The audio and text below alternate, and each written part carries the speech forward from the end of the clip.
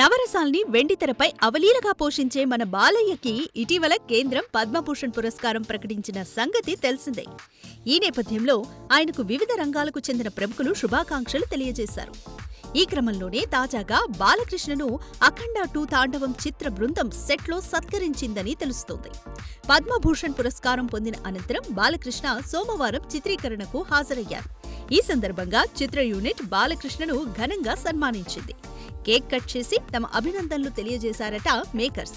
కాగా బాలకృష్ణ కథానాయకుడిగా బోయపాటి శ్రీను దర్శకత్వంలో అఖండ 2 తాండవం చిత్రం నిర్మాణం ప్రస్తుతం జరుగుతున్న సంగతి తెలిసిందే.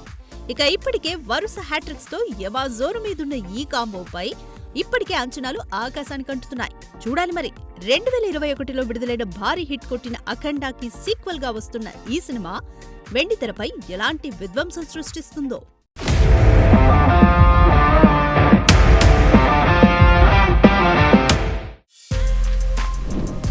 For more videos like this, subscribe Big TV channel.